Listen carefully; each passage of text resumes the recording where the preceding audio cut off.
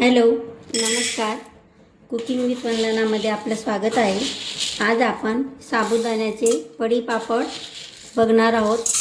तर बघा, हे पापडसाठी मी या वाटीच्या मापाने 2 वाटी असे साबुदाणे घेतलेले आहेत. या पापडसाठी आपलं मेजरमेंट एकदम व्यवस्थित पाहिजे.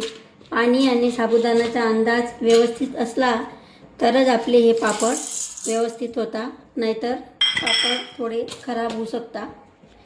तर आता या साबुदाण्यांना आपण 3 ते 4 वेळेस स्वच्छ असे धुवून घ्यायचे, पण थोडा अलगद हाताने धुवायचे. तर बघा, मी 3 ते 4 वेळेस साबुदाणे स्वच्छ असे धुवून घेतलेले आहेत. आणि आता त्यामध्ये साबुदाणे पूर्णपणे बुडतील असे पाणी टाकायचं. बघा, साबुदाण्यापेक्षा माझे एवढं पाणी जास्त आहे. आता याला आपण याचप्रमाणे झाकण ठेवून पूर्ण रात्रभरसाठी भिजत ठेवणार आहोत. तर बघा, रात्रभरमध्ये आपला साबुदाणासुद्धा किती टम्म फुगलेला आहे आणि सर्व पाणी शोषून घेतलेलं आहे.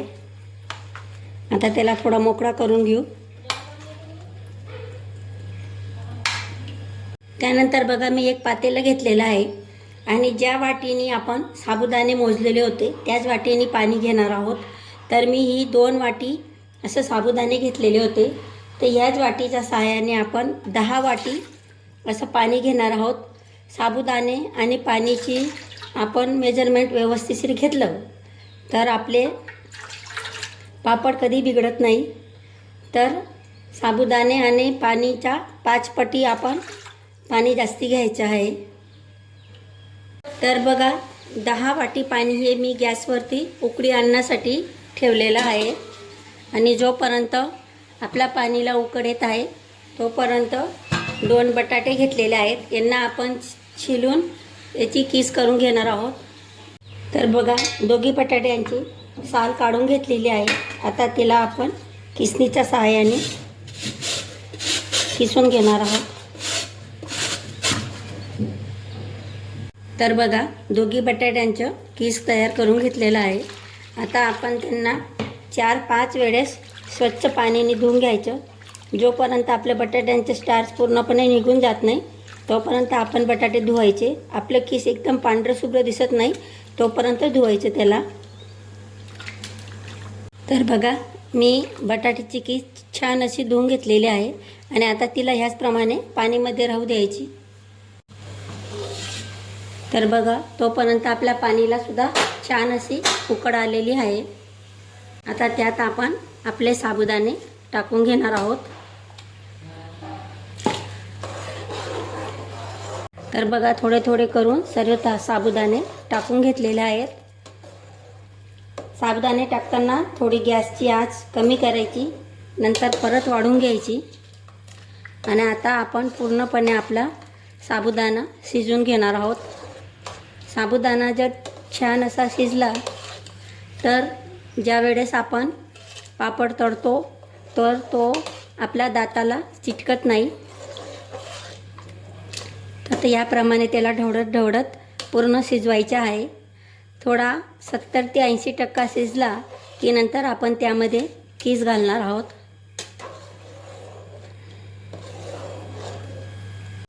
तर बघा, आपण साबुदाणे घालून 10 मिनटं झालेले आहेत. 10 मिनटापर्यंत मी त्याला अधूनमधून थोडं असं ढवळत राहिली, जे करून ते खाली पातेल्याला चिटकणार नाही. आणि बघा, 10 मिनटात आपले साबुदाणे काचेचे तुकडेसारखे एकदम पारदर्शी झालेले आहेत. आता त्यामध्ये आपण बटाट्याचे किस घालणार आहोत. पूर्ण पाणी निथरून ते किस आपण त्यात घालायचे आहे.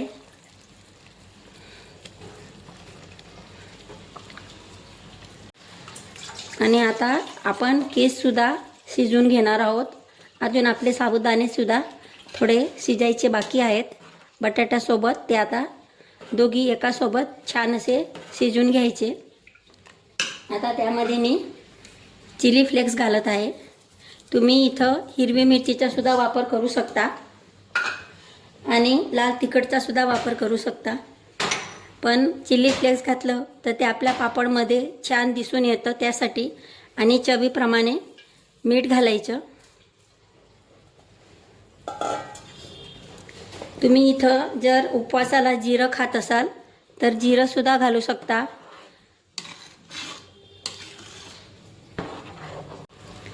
त्याला अधूनमधून ढवळत राहायचं, खाली तळाला चिटकू द्यायचं नाही.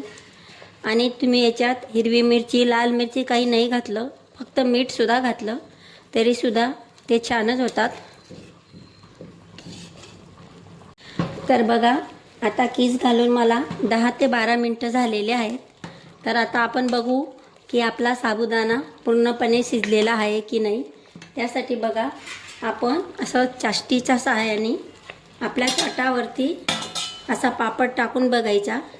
जर तो पापड टाकल्यावर जास्ती इकडे तिकडे जात असला, टाकला त्याच जाग्यावर नाही आहे, तर समजायचं की अजून आपला साबुदाणा शिजलेला नाही. तर त्याला परत टर्न करायचा.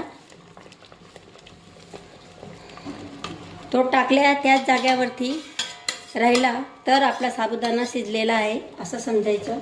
तर अजूनही आपला साबुदाणा व्यवस्थितशीर शिजलेला नाही आहे. तर बघा, बटाट्याचे कीस घालून आता मला 20 ते 22 मिनटं झालेले आहेत. आता आपण परत एक वेळेस टेस्ट करून बघू की ते शिजलं की नाही. त्यासाठी बघा, मी चाष्टीत याप्रमाणे घेतलेलं आहे आणि आपण असं टाकून बघायचं. तर बघा, इथं आता आपला पापड पसरायला थांबलेला आहे, म्हणजेच आपले साबुदाणे छान असे शिजलेले आहेत. तर आता मी गॅस बंद करत आहे.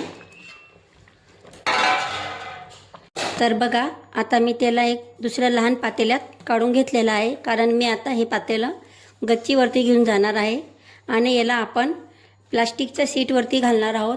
त्यासाठी थोडंसं थंड होऊ द्यायचं, एकदम पण थंड करायचं नाही. थोडंसं थंड झालं की म्हणजे ते प्लास्टिकच्या शीटला चिटकणार नाही. तुम्ही याला कॉटनच्या कपड्यावरती सुद्धा घालू शकता, पण ते जेव्हा आपण सुकल्यावर काढतो तेव्हा त्याच्या कडाला पाणी मारून मारून काढावं लागतं. आणि प्लास्टिकच्या शीटवरती जर टाकलं तर आपण त्याला आरामात काढू शकतो. आणि याला आपण पापड प्लास्टिकच्या शीटवर घातल्यानंतर किमान 4 ते 5 तासानंतर जर कडकडीत ऊन असलं तर ते वरच्या बाजूला छान असे सुकून जातात. तर आपण त्यांना परत जाऊन वरती त्यांना उलटसुलट करू शकतो, जे करून ते मागच्या साईडला सुद्धा छान असे सुकतात. यांना किमान आपण 2 ते 3 दिवस कडक उन्हात सुकवायचे, जे करून ते एकदम खणखणीत होता आणि तळल्यावर आपल्या दातात चिटकत पण नाही. तर चला मग आता आपण गच्चीवरती जाऊया. तर बघा, याप्रमाणे आपण पडीने टाकून घ्यायचे. याचप्रमाणे मी सर्व पापड टाकून घेणार आहे.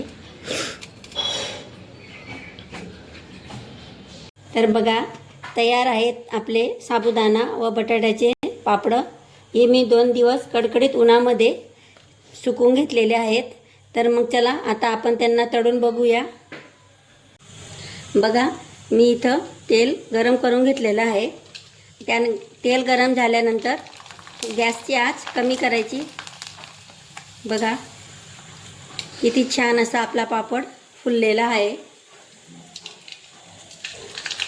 तर बघा, आपला पापड डबल असा फुललेला आहे आणि हा खूपच क्रंची आहे, खायला बी खूपच चविष्ट आहे. तर तुम्ही नक्की ह्याप्रमाणे एकदा बनवून बघा आणि कसा वाटला हा व्हिडिओ मला कमेंटमध्ये नक्की कळवा. तुम्हाला जर माझ्या रेसिपी आवडत असेल तर माझी चॅनलला सबस्क्राईब करा, व्हिडिओला शेअर आणि लाईक करा. व्हिडिओला शेवटपर्यंत बघण्यासाठी खूप खूप धन्यवाद.